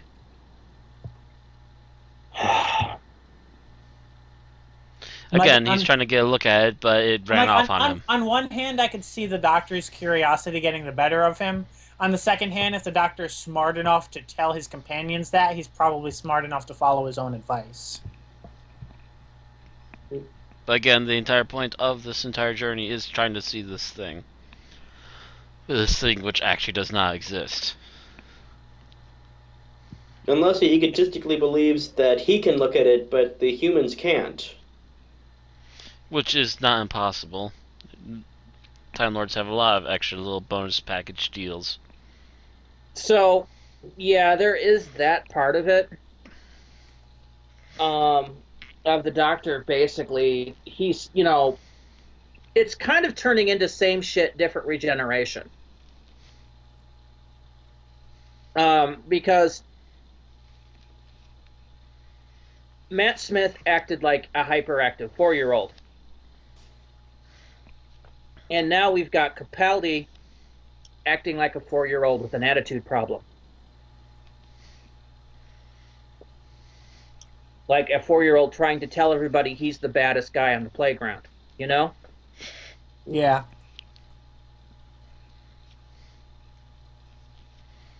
I don't know. And sometimes it's working, sometimes it's not. That particular scene with him peeking like that was really, I think, overly childish. But other than that, were there any problems we had, other than the fact that the Doctor and Clara are now directly responsible for Rupert becoming Dan the soldier? Other than that kind of repercussion, no. Other than the fact that they are again affecting the childhood of another poor innocent person, now suddenly in their clutches. Yeah, but this was not deliberate on their part. It was more side effecty. Kind of. So I was a little more forgiving on that. Mm-hmm. Yeah. The seeds were kind of already there. They just helped put them into place now. Mm-hmm. So, although you kind of get the impression, like after that scene, you kind of wonder if Danny going on a date with Clara is kind of like Mickey's imprinting of Rose. Kind of. Well, I have kind of compared Danny Smith or Danny Pink to, oh my God, we've got a new Danny Smith. I'm already merging the two. They're already merging in Randy's brain. This is not a good sign. We have a new Mickey. We got a new tin dog. He's a new tin dog, and we already feel sorry for him. And annoyed that we can't come up with a new tin dog. So anyway, talking about him, we get back to the date now with him in there, and this is the one that I'm like, everything seems really stilted and forced. Yeah, it really felt forced. Although I will say that it was amusing to have the orange jumpsuit come out, but even then it's just like, you realize something's up if he's not coming out of the helmet. Yeah. Well, that too, and I didn't mind Clara's willow babble. That was okay. But after that is when the conversation really kind of went stilted and dark, and I couldn't take it after that. It was like, okay, this is kind of forced. And yeah, then we have Colonel Pink, who is insinuated to be the grandson or great grandson of Clara and Danny. So it's been hypothesized that Orson was a play on the words "our son." possibly, yeah. Either way, it was basically Moffat hitting this relationship with a fix-it hammer. And when I mean fix-it hammer, I mean the same kind of hammer used by Jeremy Clarkson in episodes of Top Gear. He's like, well, I haven't told them that this relationship will happen. Where's my hammer? Wham, wham, wham, wham, wham, wham. It will. Forcing it. Yep. And I don't know about you, but if I was just told that this person basically means I will be marrying this person and having kids, my immediate reaction would be to do the exact opposite. Yeah, pretty much. Unless it's like Greek tragedy, which fighting against your fate only makes it come true. Oh, I mean like every every episode of every no wait. That's So Raven. Yeah. Whereas Clara's response is to immediately go on and try to patch up relationship with this person that will eventually be... Eventually might be possibly her. So, once again, Moffat is basically waving the words destiny in front of it. All this time it's getting aimed at Clara and not the Doctor for once. Give it an episode. Maybe we'll find out that Danny kills the Doctor next episode. I've been kind of waiting for that.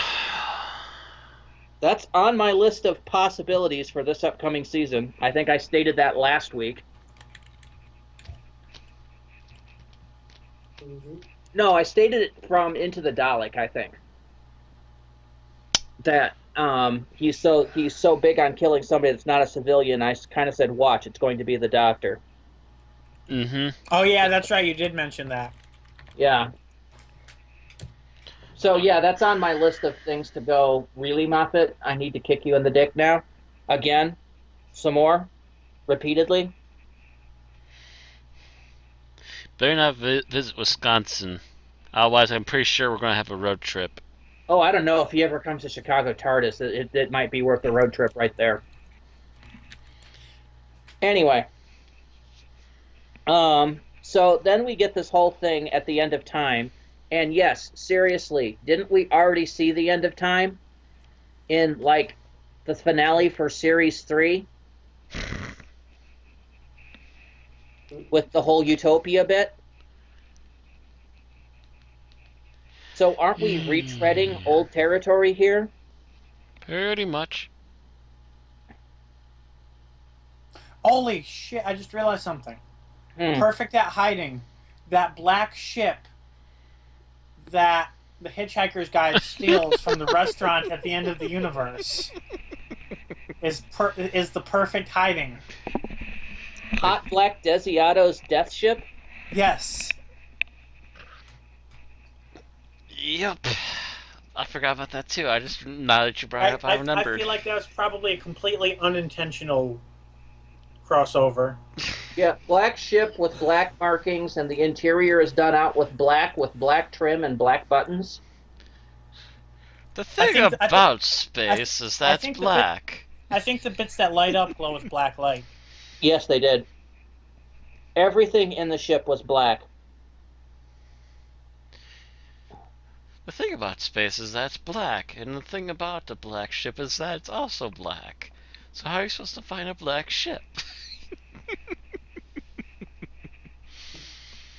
See, now, if that had driven by, that would have made this episode more entertaining. But anyway, so instead we get all this stuff that's apparently the rattling and banging, which turns out to be just actually rattling and banging, and the Doctor and Claire are imagining that it's something else. Which, yeah, that was a thing. And of course, as is necessary, the Doctor threatening to never take the companion with him again because Matt Smith did it, so Capaldi has to also do it. They were both in Moffat episodes. Hammer. Moffat Hammer saying, I'm in control of the TARDIS. Mm-hmm. So we get to that, and so then they have to go rescue the Doctor.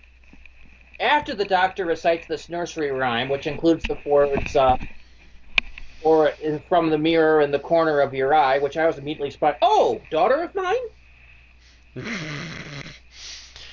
Yeah, I believe pretty much all three of us, at least, had that reaction. Yeah. That was, I think, the first words out of my mouth hearing that phrase was, oh, yeah, that's daughter of mine that's in the corner of your eye. Don't you remember? You put her there. You put her there, yes. Yeah. And you also put her brother out in a freaking cornfield, you asshole. Hey, they deserved it. Anyway, so we get back, and we, they rescue him, and then Clara, once again, without the Doctor's bidding, uses the telepathic circuits in the TARDIS, so the Doctor didn't put the safeties back on. Mm-hmm. This I can actually believe, because the Doctor does tend to forget shit like that. Yes, he does. I.e., Titanic crashing through the walls of the TARDIS because he forgot to turn the force field on. Or the TARDIS crashing through the walls of the TARDIS for the same reason. Correct. Mm-hmm. Anyway, the Doctor does forget shit like that. That is a given, but still, and that takes her to the one place a TARDIS should never, ever, ever possibly go. Ever. And that is into the past of Gallifrey. Actually, yeah, that should be time locked, shouldn't it? It should be time locked. But he turned the safeguards off. What? But he turned the safeguards off. It shouldn't matter. Shouldn't matter. That was time locked. Preventing future TARDISes from coming in. Because the last thing you want to do is have a TARDIS come back in time and prevent the entire creation of time travel in the first place. I go back in time and kill Rassilon. Time Lord Society never happens. You mean Omega? Yeah, either way. Bad shit. So you would think the first thing the Time Lords would have done upon becoming Time Lords would have prevented time ships from going back into Gallifrey's history. They would have set up a barrier, the transduction barrier, to prevent this from happening. And I say the words transduction barrier because we know it exists. Mm-hmm. It was listed in the Invasion of Time. The Doctor actually had to tear it down for a chunk so that the Vardans and later the Santarans could invade. You'd have to see the episode to know why. So that being said, this whole sequence shouldn't even happen. This was the point that I started grinding my teeth when I was reading the script. This is the part where I started to apply hand to face once I figured out what was actually going on. And not only is she in the TARDIS's past, she is in the past of Gallifrey. She's in the Doctor's personal past. Where he's apparently a crying little boy. She's the damn cause of the whole freaking episode. I was going to come up with an argument against your statements, but then I realized that was using novel-only logic, and that probably shouldn't apply to this conversation. No, it won't. Oh, I would have to hurt you. I don't know how, as you're on the other side of the country now, but I would have to hurt you. Yes, there are so much shit that the novels came out with that it basically has to be ignored. Yeah. Genetic looms. Yeah, Bill, trying to bring the novels into this is not going to win you any favors. There's so much stuff that does not count. I was going to mention the Doctor going back in time to pull Susan from the past, but also from the same writer that brought us Genetic Looms. I think so. Fail. Yeah, so he fails. His basic stuff is now pretty much been decried by modern Doctor Who. As again, we now see the Doctor as a little boy. This is supposed to be the little boy that grows up to be Bill Hartnell. Well, you know what I mean. Mm-hmm. Although some have hypothesized, well, this is not something I support, but whichever one of the production staff was the first one to appear in Brain of Morbius, some people are saying that this kid turns into them instead. But Yeah, except for the fact that now officially That's also part of it. that's not my. I'm that not would give the going there. Doctor 16 regenerations in his first cycle. He did Not not. happening. Lies. Broken. Well, there's some complicated theories about that, but that's probably not. The easy one that's is for that another those time. faces we don't recognize are supposed to be Morbius. Or deception by the Doctor. Either way, they're not actual regenerations. Deal with it, people. Move on. After the podcast, I'll tell you the theories that I've heard because I don't want to bog us down. Okay, good, because we've got 15 minutes left. And so the Clara comes up to the end of this, and of course has to be Miss Smarty and solve the whole case. So once again, the Doctor basically did nothing. That's not true. He caused the problem in the first place. He caused the problem in the first place, and he didn't solve well, it. no, Well. he did save Orson. Orson would have been trapped at the end of time to become a Toglophane if the Doctor hadn't shown up. Yeah, except for the fact that was kind of a side issue on the problem and not actually the main problem. Yeah, it was completely accidental, but still. It's a Matt Smith era plot where the Doctor never solves anything. I mean, before, yes, especially in the first Doctor, the Doctor would cause the problem, but then he would go out of his way to fix it. And he would do it with the help of his companions and some. And others, of course, the companions would be part of the problem. But in the end, it would all get fixed. It would get fixed, and usually the Doctor would have a key part in fixing it. And again, we have one where the Doctor causes an issue and doesn't solve it. And is told to forget about it. And technically, this one's even worse. It's an ultimate anticlimax because there's no real issue in the first place. Mm-hmm. Right. The issue is that Clara touched the Doctor's leg, which caused the Doctor to freak out about people touching people's legs, to go on a wild goose chase. Which caused Clara to go back in time in the first place. It's another fucking bootstrap paradox from Stephen Moffat. Exactly. I was wondering, if Claire is the Doctor's thing under the bed, what's everyone else's? Our imaginations. That was basically the moral of the story. Mm-hmm. Is it's all in your head.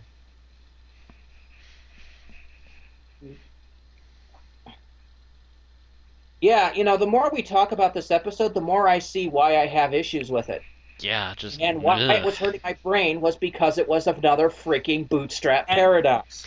Now you see why I just was speechless when I saw people talking about how this was an instant classic and one of the best Doctor Who episodes we've seen in years, and yada yada yada. People who said that are thick in the head. Well, apparently it's extremely well liked on social media, according to people. Social media can kiss my ass. Social media is full of stupid people to begin with, for the most part. Yeah, because all I'm seeing is more of Moffat's cliche writing. I mean, except no machines were wearing human parts, and there was no blatant gay-lesbian pairing. It still used one of his major things, though. It still used a bootstrap paradox, and it suffers from the Moffat anticlimax. We can call it the Moffat anticlimax now, can't we? Yeah, he's done enough of them. I mean, it reminds me of Power of Three. In that aspect where, we've been leading up for the majority of the episode to discover that there really isn't one.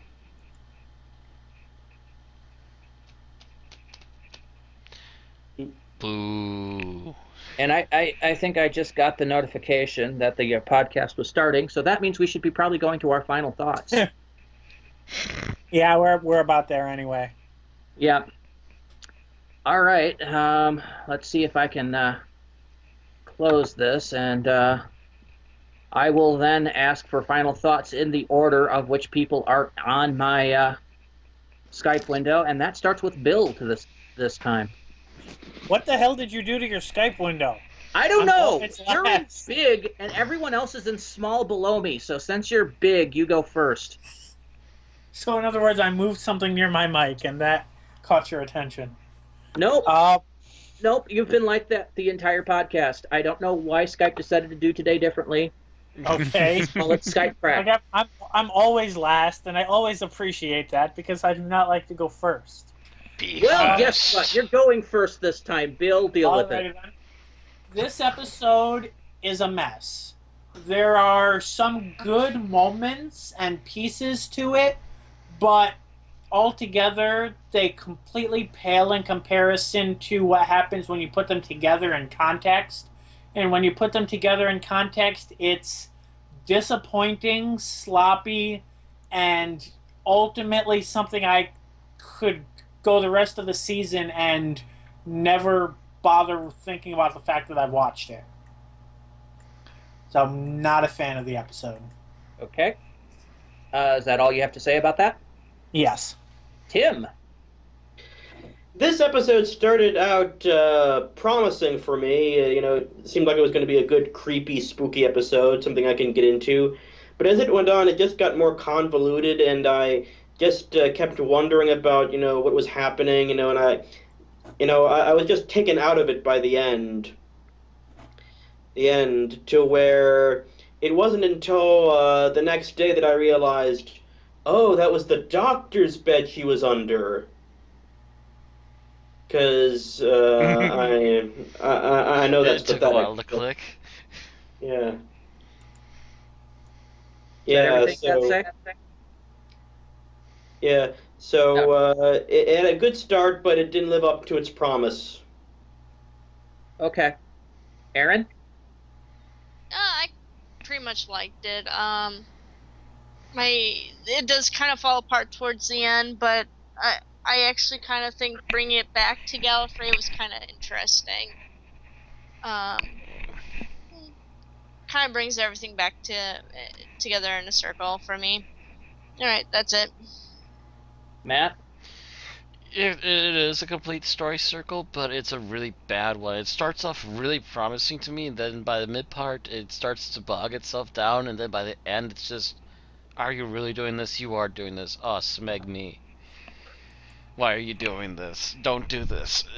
The halfway point, you start to realize that there's flaws, and you're not sure why there's suddenly flaws, and then the very end, it just completely bombs for me. It just, no.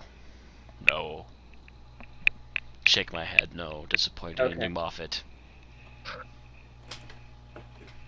Is that everything, Matt? Mm-hmm. Okay, so at the first, when I was reading this, because I read the script version first, I was interested in the good part of it. I liked the idea of, I actually did like the idea of the hidden monster, because I knew it would be something Moffat could do well. If he actually bothered to do it. If he had bothered to do it, would be an unseen monster. It's a Moffat cliche, but it's one he's usually good at. Mm-hmm. So I was looking like Tim mentioned for a nice horror-esque story, and it did not deliver. And by the end of it, I was absolutely livid at Moffat for what he had done. And yeah, looking at it, it's full of cliches. It's another bootstrap paradox, which Moffat, I don't think I've seen an episode or a story arc that Moffat's done in the last 3 years that didn't involve a bootstrap paradox in some form or another. I mean, all of Series 6 was kind of a bootstrap paradox. More or less. So he loses a lot of points there. Series 7 was, well, a self-removing, I don't even know, never mind. Different kind of paradox. But it's it really kind of grinds my gears how he did that, and it's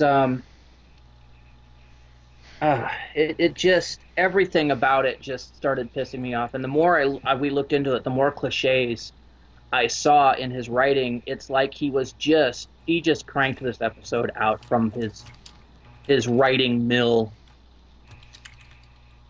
And I don't even know if he cares, to be honest. Although, all of the cracks, it's also indicative was all the cracks he's taking at Clara, her needing of 3 mirrors, her style of dress and everything. I really hope, for the sake of irony, that in the future, when Capaldi has to regenerate, the next Doctor's a woman, looks in and realizes why they use 3 mirrors. It's for application of makeup.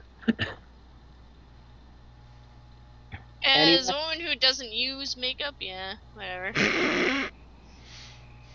Hey, I just remember my mother had to have one of those too, for the same reason, for when you're putting on blush and other things and you don't want to move your face because you'll wreck makeup. I imagine having 3 mirrors would be incredibly useful for shaving the back of my scalp.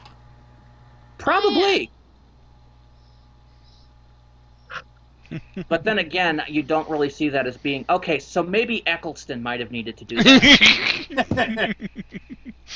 He would have been the only Doctor, though. Sure. And he didn't last long enough to worry about it. Snip. Anyway, that's my thought, is that this was basically a massive disappointment, even by Moffat standards, for me. And he broke a lot of things that he shouldn't have done. Anyway, points! And again, we're starting with you, Bill. I think I'm going to go with a deuce. You're taking a deuce. Got it. Tim.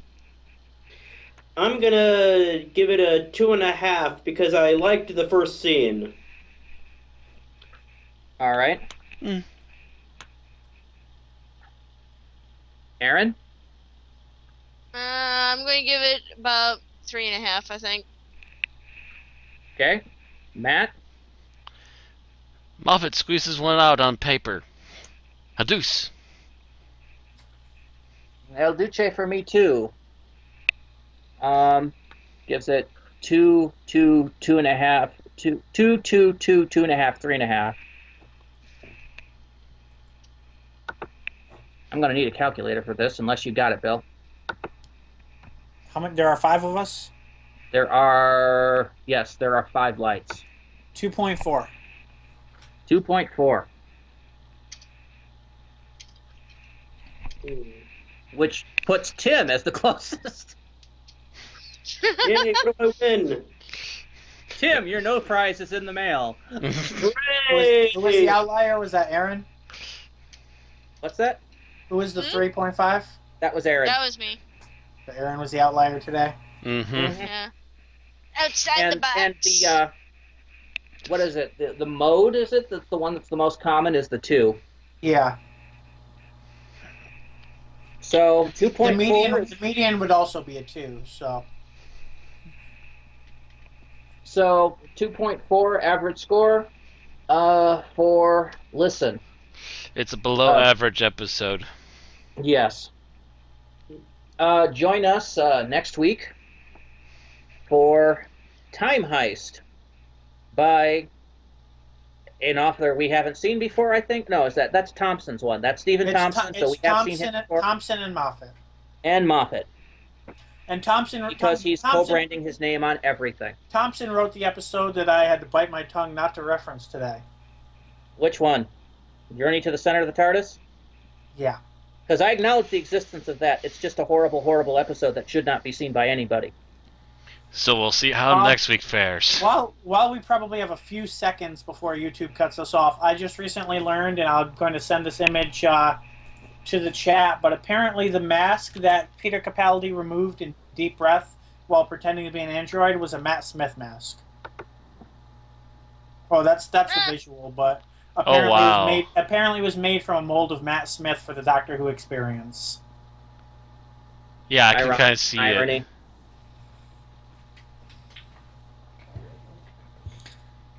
And on that bombshell. Good night, everybody. And good on night, that bombshell, it's time to end. Ta-ta.